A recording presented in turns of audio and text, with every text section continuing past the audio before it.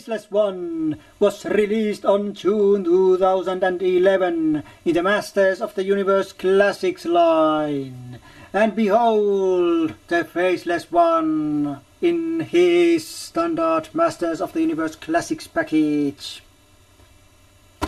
Yeah, so this is the Faceless 1 character that was debuted in the Masters of the Universe animated series in the early 2000s. Yeah, it was, well, this character, the Faceless 1, was also present in the 2000X or whatever you want to call comics. Yeah, and that's pretty much it. This character didn't exist before this century or millennia. So no 1980s counterpart for this character, and this is the first time this character appears in the toy form. Obviously the character is less than 10 years old, so well, it's no wonder. Yeah. Oh, and the only thing I'm going to mention about his bio is that this is Evelyn's dad. Yeah. Yeah. So Evelyn is his daughter. Okay, but that's about it about this figure or its background. And well, here's air holes, and like you can see, there's no air holes on the same side on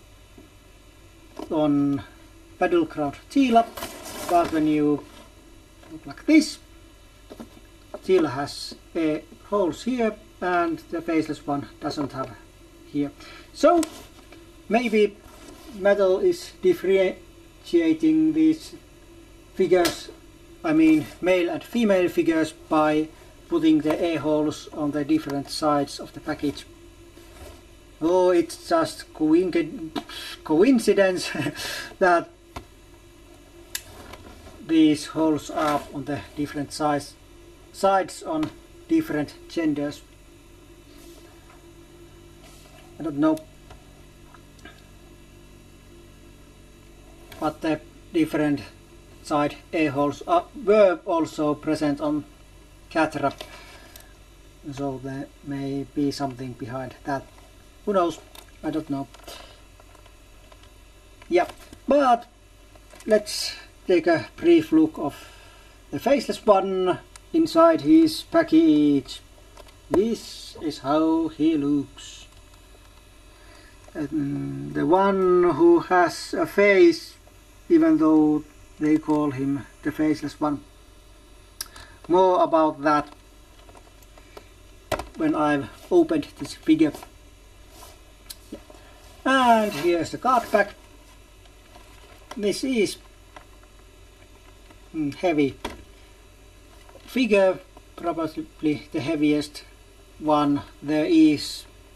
Well, from the 8-inch, but 6-inch figures.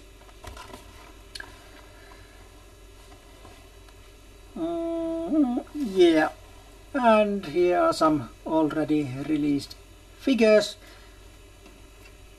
Of course, it's kind of annoying, probably for some, that Britannia Disguise He-Man is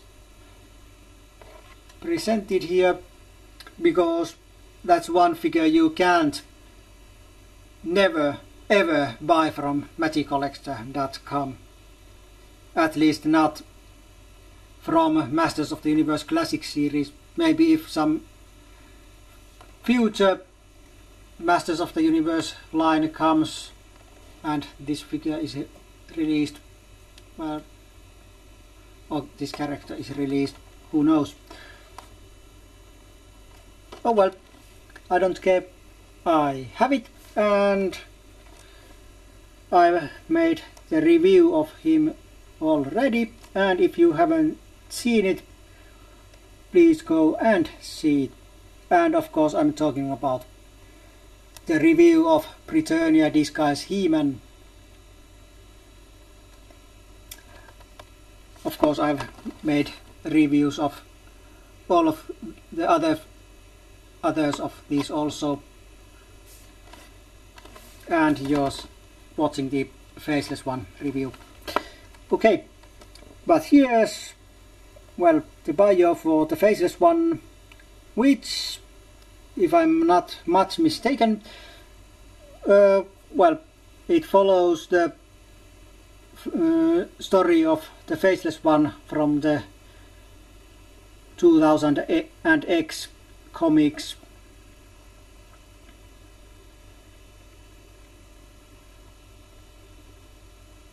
Okay, and once again, here's the evil, smiling, annoying MattyCollector.com mascot and the logo. Brainwashing attempt, collect them all, which you should, well, obey after watching this review. Well, if there is anything to buy, I mean, and well, there's some legal things, each sold separately and so on. Yeah, but that's it about the package. So goodbye package and welcome opened figure review. Okay, welcome back, and here he is, the Faceless one out of his box. And like always, let's start with his articulation. So there's the wrist, elbow, bicep, shoulder, head that goes side to side and around. Well, he can't look more up than this, but the head or line of sight goes this way down, this much down. Yep. And then, well, there's the famous ab crunch and waist twist. Then legs go like this on the side and like this, back and forth.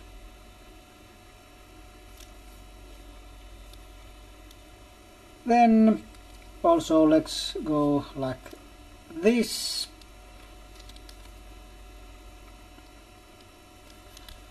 Then there's the knee,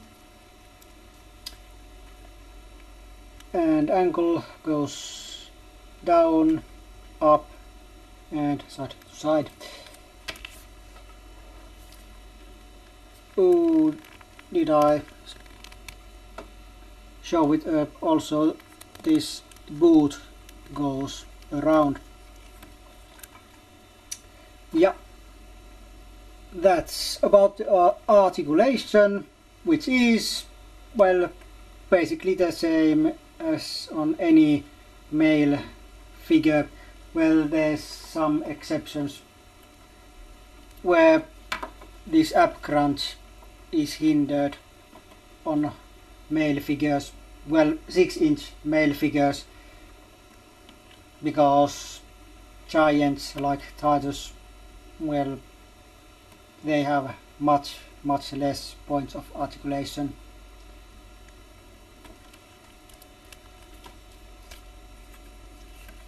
Yep.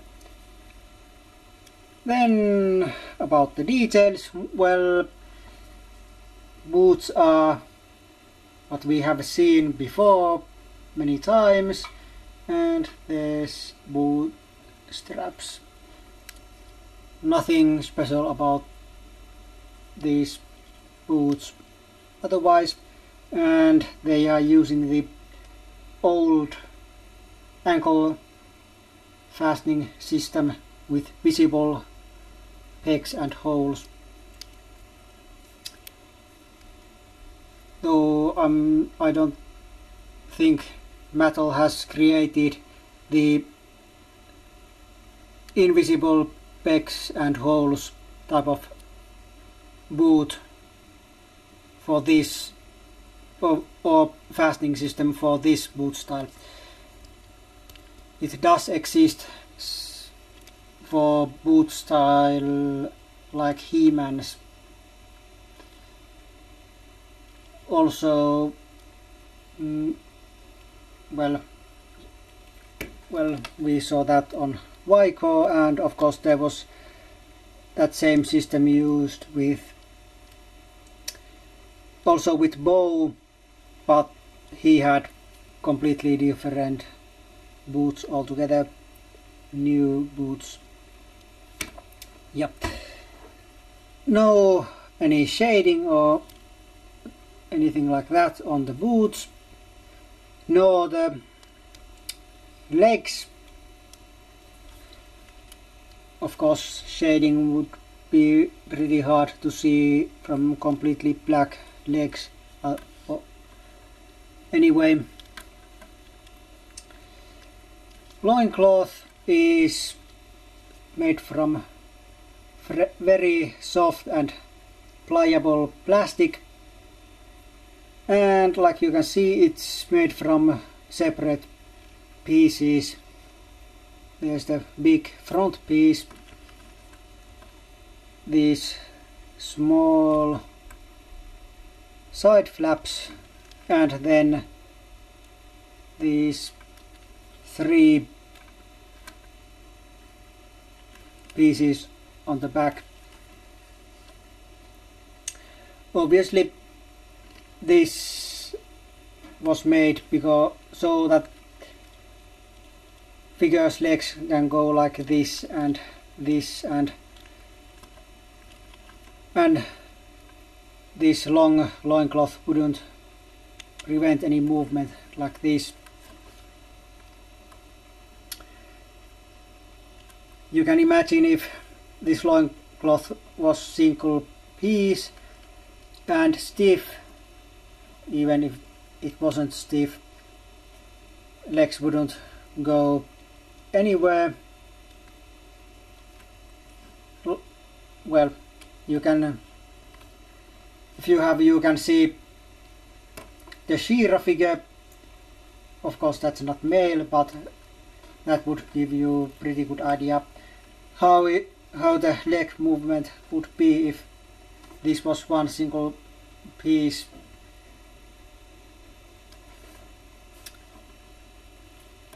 Yeah, the loincloth looks well, nice. Colors are nice, though I'm not sure if you can see them properly. The belt is dark purple, dark metallic purple.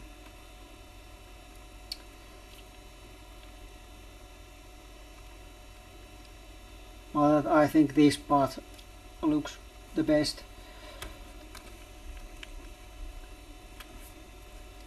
Then going up, there's, well, this kind of ridiculous looking upper torso, half black and half purple. This purple part has some shading on it, and why half purple half black? Well, we'll come to that just in a moment. There's nothing, well, the arms, well, there's nothing really special about the arms. it shares parts from other male figures, basic male arms to this point, and then Hordak type gloves and Count Marzo, well, hands. Well, actually this hand could be from Hordak, but this is straight from Count Marzo.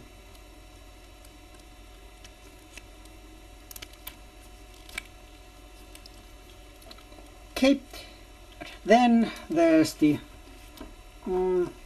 highly debated head. I mean highly debated because some fans, well, doesn't like it that much. The reason is, well, like you can see, this figure clearly has a mouth, jaw, well, chin, what jaw, I'm not sure which it is, and nose, and technically eyes also, even though the sockets are empty, but eye sockets are there. Well, why that's something that fans don't like? Well, if you have something that is called the Faceless one, you'd think the character with that name wouldn't have any facial features, which this clearly has. Personally, I'm not that bothered about that. Well, maybe a little bit, but not that much. But I know some fans that, let's just say, they very highly dislike that. Yeah, and the head is made from pretty rubber feeling plastic. Obviously there's not much details on the face, but you can see there's facial features there. Okay, but now we'll take and look the first accessory that also explains the dual colored upper body.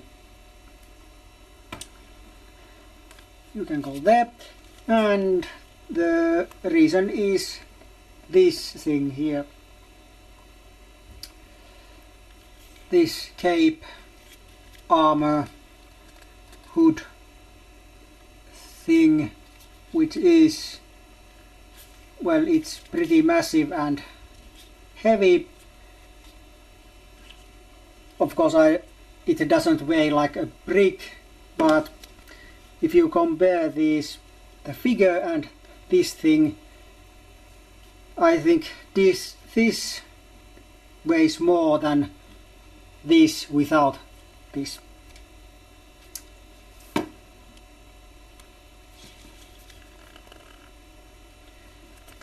This cape thing, well, like you can see, it's made from 3 separate pieces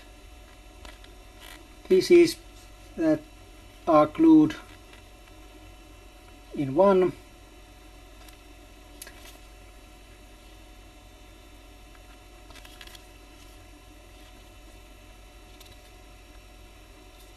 Well, the cape is kind of soft, rubbery plastic, like some capes on this line. Well, it mostly resembles the cape on Catra, probably something like that on the softness level. Though these other parts are not that soft, and this hood thing is well, while it's not entirely unpliable, it's pretty hard. Well, and personally I think this looks nice.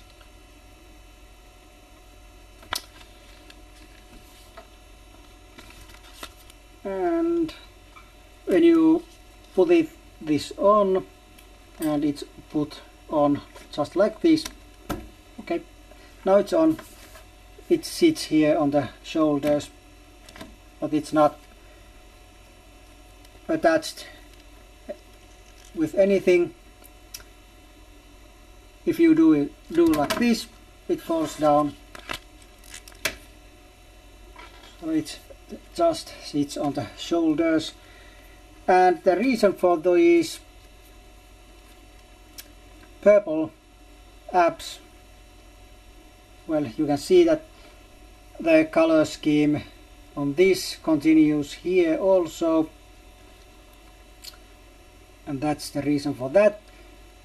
And the black upper body is because, well, I don't know if you can see it from the picture, but when you're having this figure on hand, you can see the upper part of the torso is I don't know what they are called, pecs.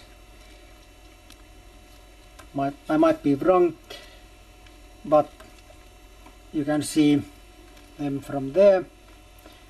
And if they were this purple color, it would be kind of distracting, because they are supposed to give you an idea that this part here inside the hood and is completely black.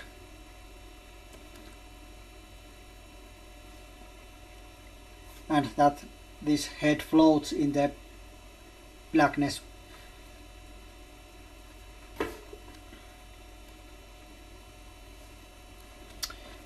Yeah.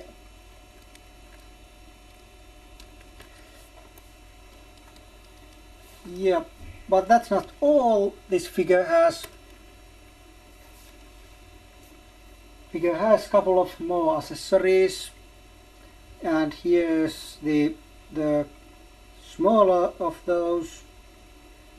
The unique accessory for this figure, well, okay, that cape thing is kind of unique for this figure also, but still he has this very nice looking metallic green amulet called the Ramstone, and in the 2000X cartoon or animated series, this stone was stolen from the Faceless one by his daughter Evelyn, who gave it to Skeletor, though she returned it also, but well, Skeletor stole it again, but in the end, if I remember correctly, He-Man destroyed this stone. But yeah, the Ramstone, nice looking, though I could live without this. Well, this is not as useless as the Keldo's vial of acid. At least I can imagine using this accessory when taking some pictures or having some epic battles with my figures. Yeah. That's the ramstone, and then there's the final accessory that probably looks very, very familiar to you.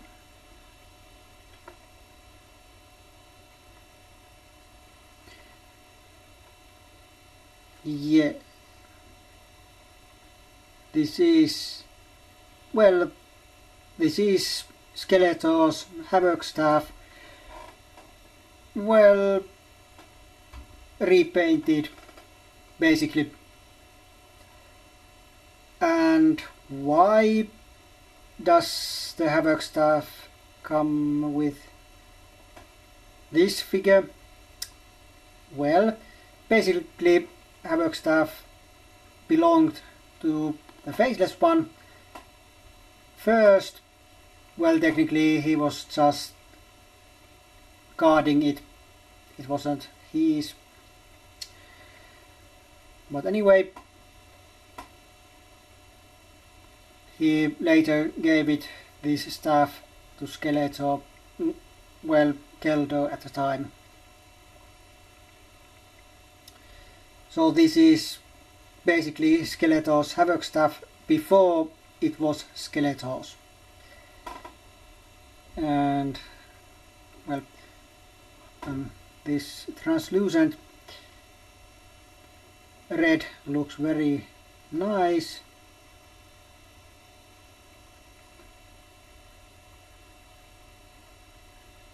And other than that red, there's also some differences. Of course, only paint differences.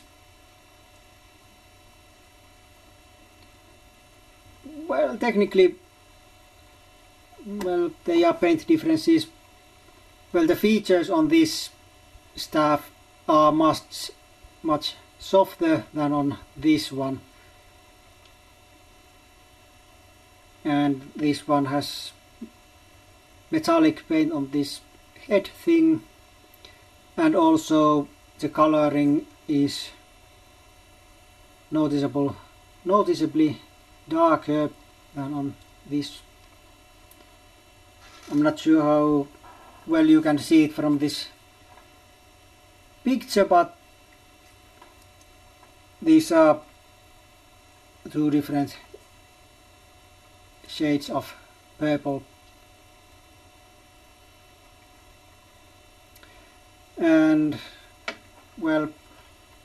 basically this Havoc Staff is now belonging to my Skeletor,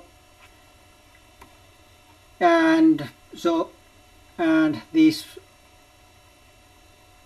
I'll use with my Faceless one, just because I want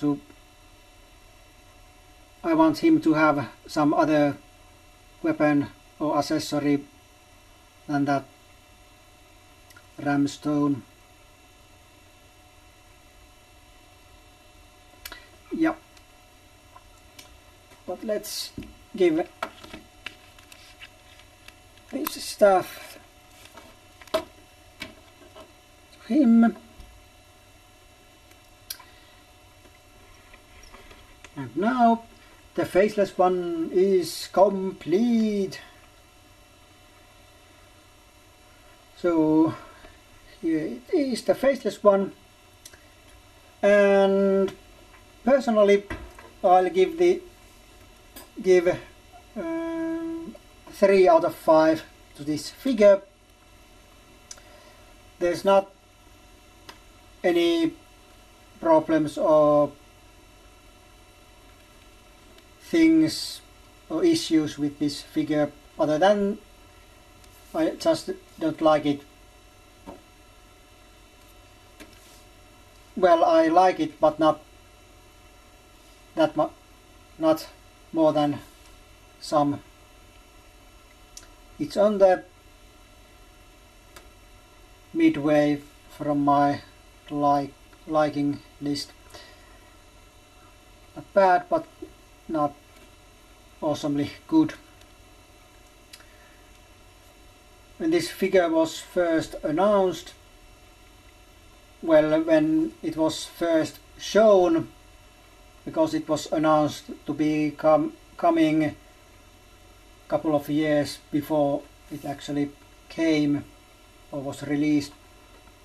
But when we first saw this figure, I like it more, but now that I have it, I don't know, there's just something that is not that exciting or special. It may be the thing that I'm not very big fan of the MYP animation.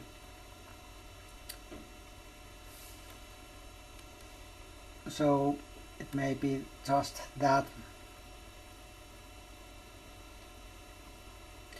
But it's nice figure to have on this line, and of course the first ever time this figure is in the figure form, so that kind of thing is always nice.